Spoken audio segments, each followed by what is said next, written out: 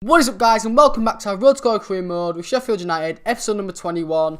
Today's the start of the Jan transfer window, and we're trying to make a few signings anyway. Obviously, we have the free games like normal. Not many sim games at all this episode. I don't think there is one. It's mostly just playing and transfers. But in real life, actually, it's kind of like colliding with each other because, you know, it's near the end of the Jan transfer window now. I don't think there's been that many kind of big transfers going on, really. I mean, my club, Hull City, they've made a few signings, you know, they've made a few foreign players with the new foreign manager coming in. So, but I mean, you know, normally when a foreign manager does come in, he normally does make a lot of foreign playing signings. You know, when we had Steve Bruce, he brought a lot of British players, which, you know, can kind of work for you, but it can kind of backfire on you because a lot of the time, English players aren't very good, and a lot of them are in the Championship. Well, you know what I mean. We're just a crap country at the moment with football. Anyway, on to the episode, and like I said, we're trying to make a few signings. A big player is going to go this episode, guys. A big player. You'll find out after this game. But anyway, first up, we did have Brentford. We went 1-0 up. It was a good goal, really. And then we went 2-0 up. Ojo getting a goal here. It was a good goal, to be fair. A good team goal. This touch you'll see on the replay, which to take it away from the defender, was just exquisite. I think that's the word. I don't know. I'm trying to use big words. I think I should just stop. But yeah, good goal from him. He gets his 4th goal of the season in the 50th minute. And to be fair, Brentford, these were their only 2 chances of the game. They wasn't very good. I thought I'd show that corner because it was quite a well-worked corner. But they had this chance as well. Ramsdale saved it quite easily in the end. And they were just rubbish. They were just really bad, Brentford.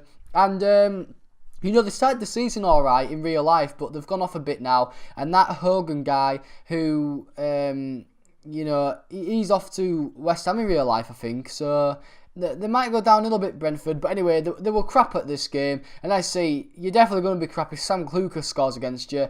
For some reason, Sam Clucas bought him in the first season in League One.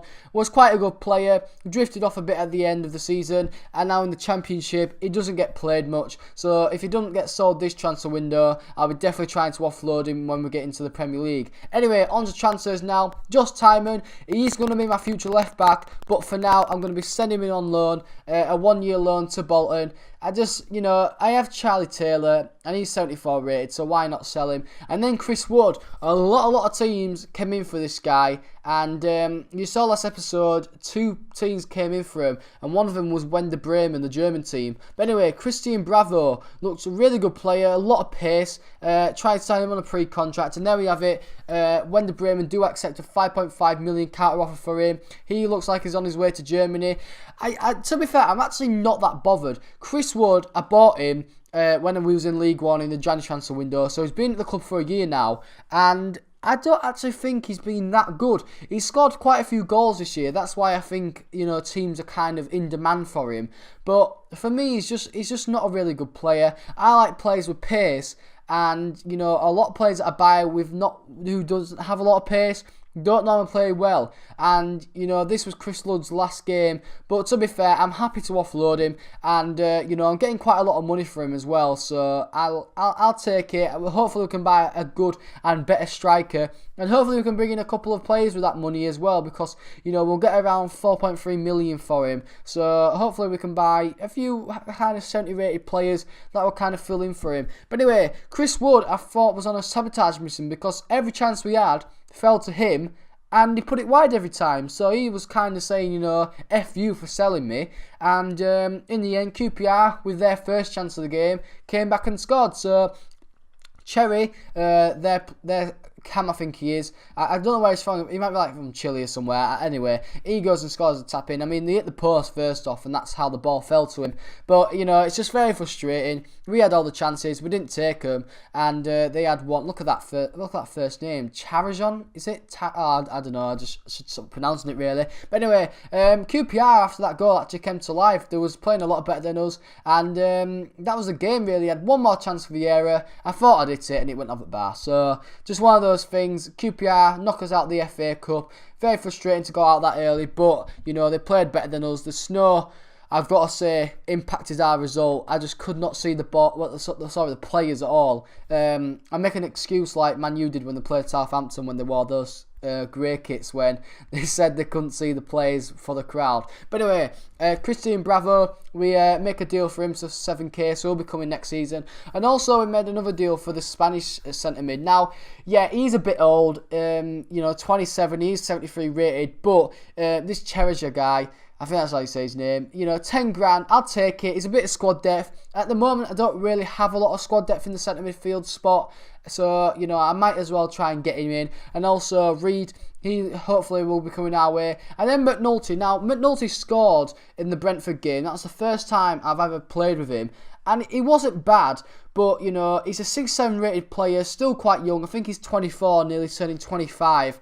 And I thought, right, with it kind of the bit, a lot of fixtures happening in January over the Christmas period, and, with players getting tired and that, I had to bring him in. And, he scored on his debut, so, he did something right. But I thought, right, if we can get more million for him, I'll take that every day of the week. And Birmingham, there was quite kind of, looking forward to getting him. Anyway, on to this next game, and the last game of the episode, Burnley. Now, Burnley are third at the moment in the table. We're on 57 points in the top spot. Middlesbrough's in second spot on 52, so we're kind of in front of Middlesbrough by a lot, 5 points, that's kind of a big deficit. And then Burnley, they're on 49, so, 8 points in front of them.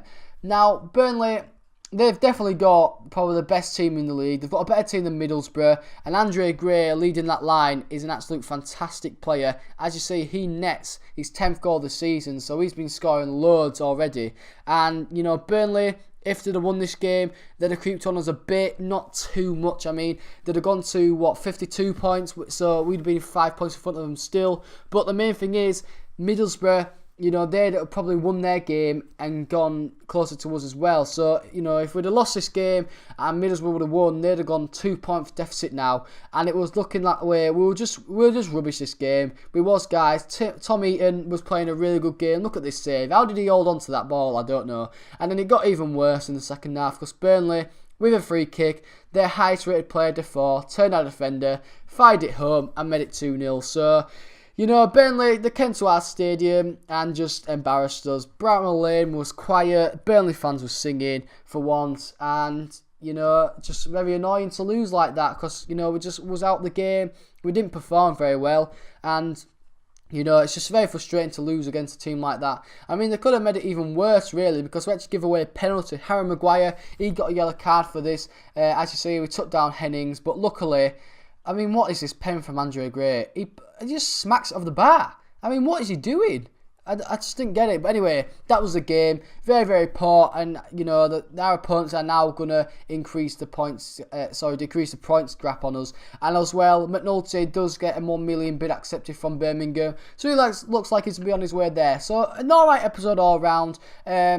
See how we do in the next episode. Hopefully we can do better. But anyway, guys, hope you enjoyed the episode. If you have, please like and subscribe if you are new. And guys, I'll be seeing you later.